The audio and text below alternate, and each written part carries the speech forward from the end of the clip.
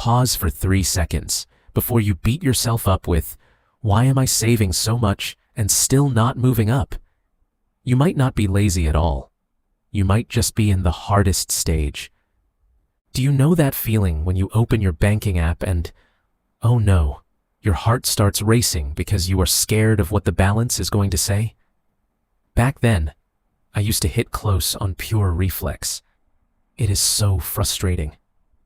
One time, I got charged an overdraft fee just because I forgot a small bill.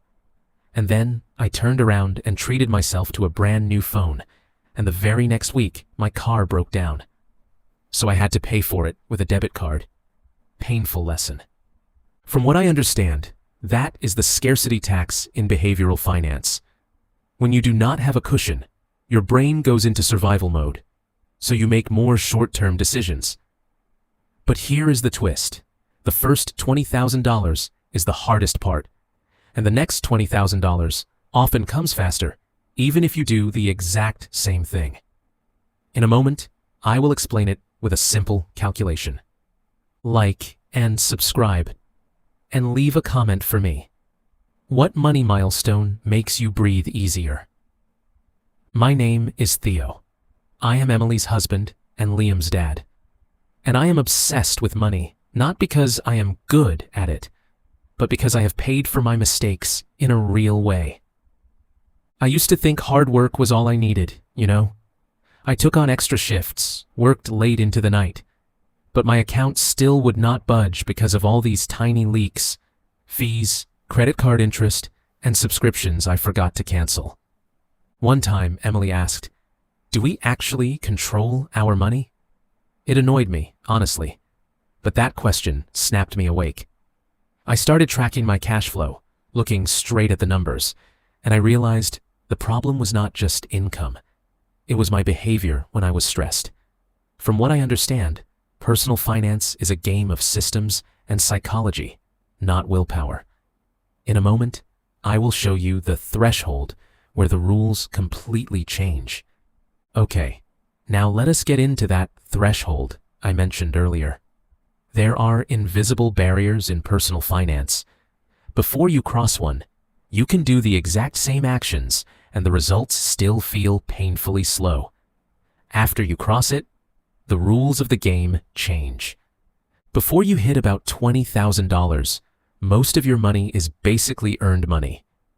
You put some in every month, but one small slap from life can knock you right back.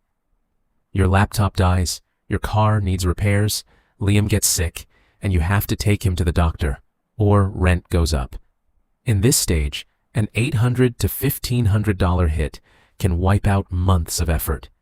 And because your balance is still small, investment growth barely feels like progress. You are still doing about 95% of the work. But once you have around $20,000, you get two things at the same time: a buffer that keeps you from getting reset, and a big enough base that a percentage return starts turning into a number you can actually see. And the moment you feel, "I am not going to collapse from one small emergency," you stop panic reacting and you start making longer-term decisions. That is when everything shifts from survival to growth. Here is the part I think a lot of people miss. That invisible barrier is not just about money. It is about your brain state. From what I understand, when you do not have a cushion, you are in survival mode. Your brain prioritizes avoiding immediate risk. You see danger everywhere. You take whatever job shows up because you are afraid of an income gap. You hesitate to ask for a raise because you are scared people will dislike you. You cannot bring yourself to take a day off for an interview, because what if something goes wrong?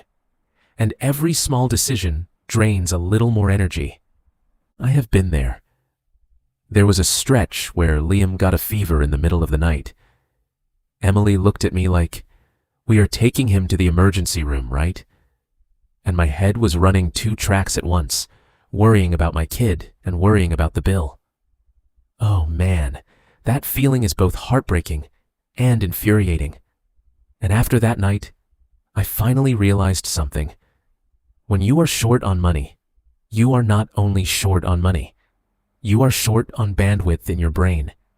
You do not have space for strategy. You only have space for putting out fires. Growth mode is different. When your cushion is thick enough, every small setback does not knock you down. You start choosing work because it fits, not just because you are scared. You can say no to bad options. You start looking at the big costs like housing, transportation, and skills, instead of obsessing over every little purchase. What surprised me is that the moment you panic less, you naturally make better decisions, and better decisions create more money. It turns into a positive loop. And right after this, I am going to show you the math. Why the next $20,000 often comes faster, even if you never turn into a financial genius. Now it is time for the math, and I promise it is simple. Let us say you are doing just one thing, putting in $1,000 every month, consistently, nothing fancy. And let us say you invest long-term in a diversified basket of index funds, with an expected average return of 8% per year over the long run. Quick note, that 8% is only an assumption to illustrate the idea. Markets move up and down year to year, and nothing is guaranteed. So why does the first $20,000 feel so painful? Because almost all of it is money you personally contributed. If you are only counting steady contributions of $1,000 a month, you need about 20 months to reach $20,000. In that stage, investment gains are tiny compared to the effort you are putting in. So it feels like you are dragging the cart by yourself, you know? But once you have around $20,000, the rhythm starts to change. With the 8% assumption that $20,000 could generate about $1,600 a year if you look at long-term averages. It is not green every day, but the important part is this. You now have a source of growth that does not come from your paycheck. So the next $20,000 is no longer just $12,000 of contributions each year. It is $12,000 plus the growth from the balance you already have. If you want to see it the way people in the industry often frame it, I would put it in cash flow terms. Your accumulation speed equals your regular contributions plus your rate of return multiplied by your balance. When your balance is small, the rate of return times balance part is basically nothing. When your balance gets bigger, that part starts to matter. And that is why the exact same habit with the exact same monthly contribution can shorten the time it takes to add the next $20,000. What surprised me is that a lot of people assume they need a more complicated strategy. You do not. Most of the time, it is just consistency, low costs, diversification, and time. The reason it feels like it comes faster is simply that you have enough scale for percentages to turn into real money. And right after this, I am going to talk about the thing that makes a lot of people hit the milestone and then reset themselves back to zero. It is so frustrating. That is exactly it. Lifestyle inflation, consumer debt, or buying things that permanently raise your fixed costs.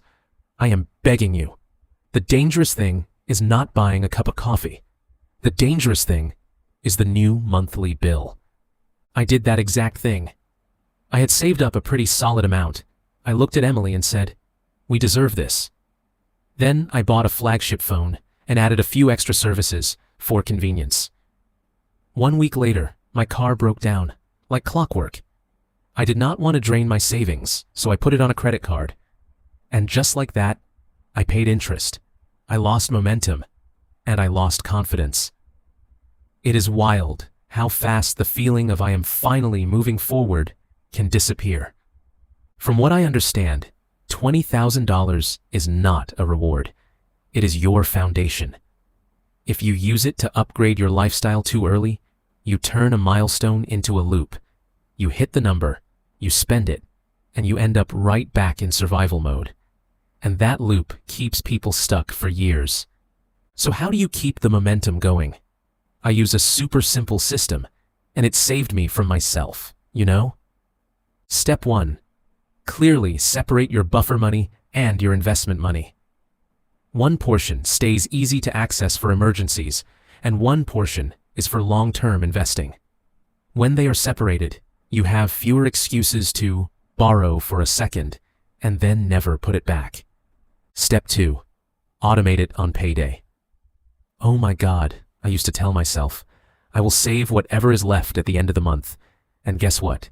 There was never anything left. From what I understand, willpower does not beat habits without a mechanism. Step 3.